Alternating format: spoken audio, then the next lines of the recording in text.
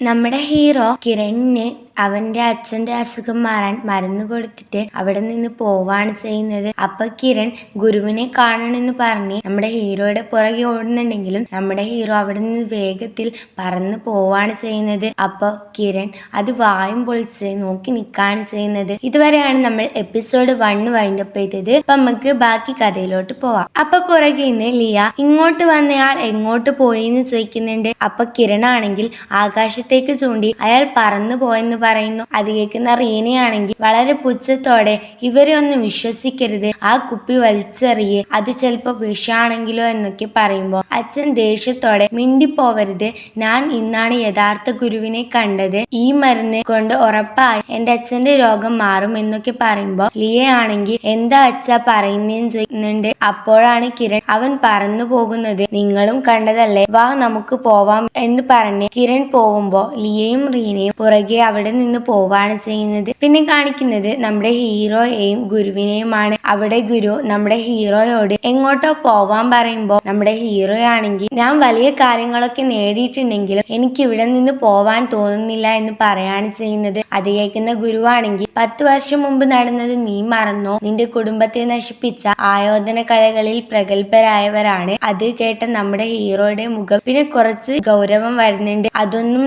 ഞാൻ മറന്നിട്ടില്ല ഗുരുവേ, എന്റെ കുടുംബത്തെ നശിപ്പിച്ചവരെ എനിക്ക് മറക്കാനാവില്ല എന്നും പറയുന്നുണ്ട്. അപ്പൊ ഗുരു നീ വെറും 10 വർഷം കൊണ്ടാണ് ഇതെല്ലാം നേടിയെടുത്തത്, നീ ഇപ്പോൾ വളരെ ഉയരത്തിലാണ് ഉള്ളത് എന്നൊക്കെ ഹീറോയോട് തന്നെ പറയാണ് ചെയ്യുന്നത്. അപ്പൊ നമ്മുടെ ഹീറോയും അവരെ ഞാൻ വെറുതെ വിടില്ല, അവരോട് പ്രതികാരം ചെയ്യാതെ എനിക്കിനി ഉറക്കമില്ല എന്ന് തന്റെ കൈ ചുരുട്ടിപ്പിടിച്ചുകൊണ്ട് പറയാണ് ചെയ്യുന്നത്. അപ്പൊ ഗുരു ഒരു ആജ്ഞ എന്ന പോലെ ഒരു ചുരുട്ടിയ പേപ്പർ നമ്മുടെ ഹീറോയുടെ കയ്യിൽ കൊടുത്തിട്ട് ഈ നിശ്ചയത്തിന് നീ പങ്കെടുക്കണം എന്ന് പറയുമ്പോ നമ്മുടെ ഹീറോ ആണെങ്കിൽ നിങ്ങൾ എന്താ ബ്രോക്കർ പണിയും തുടങ്ങിയോന്ന് ഒരു കള്ളച്ചിരിയോടെയും അല്പം നിരാശയോടെയും പറയുമ്പോ ആ നിരാശ കണ്ടത് കൊണ്ടാവണം ഗുരു നല്ല സുന്ദരിയായ കുട്ടിയാണ്, നിനക്ക് പ്രശ്നമൊന്നും ഉണ്ടാവില്ല എന്ന് പറയുന്നുണ്ട്. അത് കേൾക്കുന്ന നമ്മുടെ ഹീറോ ഗുരുവിന്റെ താടിയിൽ പിടിച്ചിട്ട് ഇതൊക്കെ വെച്ച് നോക്കുമ്പോ നിങ്ങൾക്ക് നല്ലൊരു കല്യാണ ബ്രോക്കർ ആവാം എന്ന് പറഞ്ഞ് ചിരിച്ചുകൊണ്ട് പോവാണ് ചെയ്യുന്നത്. പിന്നെ കാണിക്കുന്നത് കിരണിന്റെ മകളായ റീനയാണ്. ഒരു മഞ്ഞു പെയ്യുന്ന ദിവസം കാറിൽ നിന്ന് കുടയുമായി ഇറങ്ങുമ്പോ നമ്മുടെ ഹീറോ പറന്ന് അങ്ങോട്ടേക്ക് വരാണ് ചെയ്യുന്നത്. നിലത്തിറങ്ങിയ നമ്മുടെ ഹീറോ ദേഹത്തെ മഞ്ഞുകട്ടകൾ തട്ടിമാറ്റാണ് ചെയ്യുന്നത്. അപ്പൊ നമ്മുടെ ഹീറോയെ നോക്കി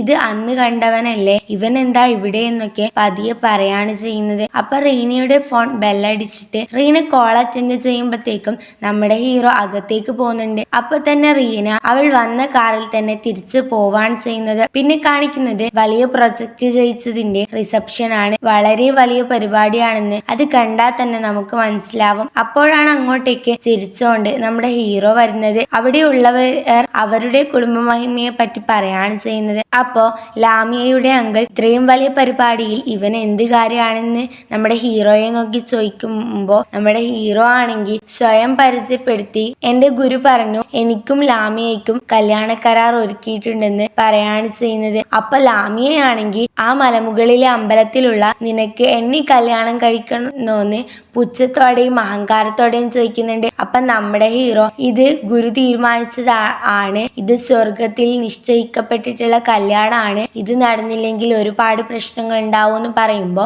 ലാമി ആണെങ്കിൽ എന്നാ നീ വേറെ ആളെ നോക്കിന്ന് വളരെ പുച്ഛത്തോടെ പറയുന്നുണ്ട്. അപ്പോ നമ്മുടെ ഹീറോയും ഞാൻ നിന്നെ സ്നേഹിച്ചിട്ടൊന്നുമില്ല, ഇതെന്റെ കടമയായി പോയി എന്ന് അതിലും വളരെ പുച്ഛത്തോടെയാണ് പറയാണ് ചെയ്യുന്നത്. എന്നിട്ട് ലാമിയയുടെ അങ്കിളിന് ഗുരു കൊടുത്ത പേപ്പർ കൊടുക്കുന്നുണ്ട്. അപ്പൊ തന്നെ ലാമിയ ഇതൊരിക്കലും നടക്കില്ല, ഇങ്ങനത്തെ ഒരാളെ ഞാൻ കല്യാണം കഴിക്കില്ല എന്ന് ദേഷ്യത്തോടെ പറഞ്ഞ് കയ്യിലുണ്ടായിരുന്ന ഗ്ലാസ് നിലത്തെറിഞ്ഞ് പൊട്ടിക്കാണ് ചെയ്യുന്നത്. പിന്നെ കാണിക്കുന്നത് നമ്മുടെ ഹീറോ കൊടുത്ത മരുന്നുമായി വന്ന കിരണിനെയും ലിയയുമാണ്. അപ്പൊ അവിടെ ഉണ്ടായിരുന്നത് കിരണിന്റെ സഹോദരൻ അവന്റെ മകനായ ലൂക്കസുമാണ്. കിരണിനെ കണ്ടയുടനെ അദ്ദേഹത്തിന്റെ അനിയൻ അച്ഛന് തീരെ സുഖമില്ലല്ലോ, നിങ്ങൾ എവിടെയാ പോയെ, ഗുരുവിനെ കണ്ടെന്നൊക്കെ ചോദിക്കുന്നുണ്ട്. അപ്പോൾ ലിയ ഗുരുവിനെ കണ്ടില്ല, അവിടെ ജോലി ചെയ്യുന്ന ആളാണ് മരുന്ന് തന്നത് എന്ന് പറയുന്നുണ്ട്. അത് കേൾക്കുന്ന കിരണിന്റെ സഹോദരൻ വെറും ഒരു വേലക്കാരൻ തന്ന മരുന്നും എടുത്താണോ ഇങ്ങോട്ട് വന്നത്, അത് വിഷാണെന്ന് പോലും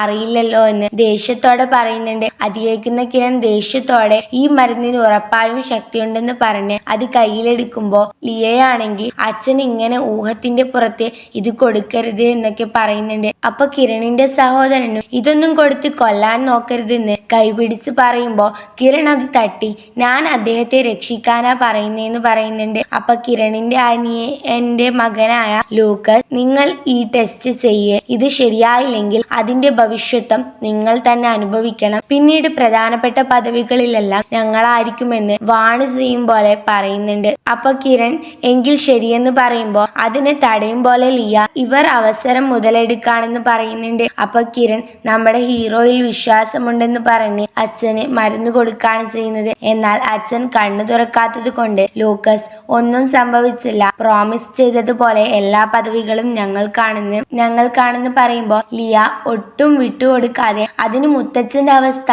മോശമായിട്ടില്ലല്ലോ എന്ന് പറഞ്ഞ് കിരണിനോട് അയാൾ നമ്മളെ പറ്റിച്ചതാ, അയാൾക്ക് ശക്തിയൊന്നും ഇല്ല അച്ഛ എന്നൊക്കെ നമ്മുടെ ഹീറോയെ കുറിച്ച് പറയുന്നുണ്ട്. ഇതൊക്കെ കേട്ട് ദേഷ്യത്തോടെ കിരൺ നിങ്ങൾക്കൊക്കെ വേണ്ടത് സ്വത്തല്ലേ, അത് ഞാൻ തരാന്ന് അത്രയും ദേഷ്യത്തോടെ പറയുന്നുണ്ട്. അപ്പൊ തന്നെ മുത്തച്ഛൻ എഴുന്നേൽക്കാണ് ചെയ്യുന്നത്. ഇത് കണ്ട് എല്ലാരും അത്ഭുതത്തോടെ മുത്തശ്ശനെ നോക്കുകയാണ് ചെയ്യുന്നത്. അപ്പൊ കിരണും ലിയയും നമ്മുടെ ഹീറോയെ പറ്റി നല്ലതൊക്കെ പറയുമ്പോ മുത്തച്ഛനാണെങ്കിൽ ആരാ അത്, ഏത് മരുന്നാ നിങ്ങൾ എനിക്ക് തന്നത് എന്ന് ചോദിക്കുന്നുണ്ട്. അപ്പൊ കിരൺ ആ മരുന്ന് മുത്തച്ഛന് കൊടുക്കുന്നുണ്ട്. അദ്ദേഹം അത് മണപ്പിച്ചിട്ട് ഇത് അമൂല്യമായ മരുന്നാണെന്ന് പറയുമ്പോ കിരണിന്റെ അനിയനും അദ്ദേഹത്തിന്റെ മകനായ ലൂക്കസും ഇത് ഡോക്ടർ തന്ന ട്രീറ്റ്മെന്റ് കൊണ്ടാണ് മാറിയത്, അല്ലാതെ ഈ മരുന്ന് കൊണ്ടൊന്നും അല്ല എന്നൊക്കെ പറഞ്ഞ് അഭിനയിക്കുമ്പോ നമ്മുടെ ലിയ അഭിനയിക്കണ്ട, 1000 കിലോമീറ്റർ പോയി അയാളുടെ കാല് പിടിച്ചിട്ടാ ഈ മരുന്ന് എന്റെ അച്ഛൻ വാങ്ങിയത് എന്നൊക്കെ അല്പം പരിഹാസത്തോടെ പറയുന്നുണ്ട്. അപ്പൊ തന്നെ മുത്തച്ഛൻ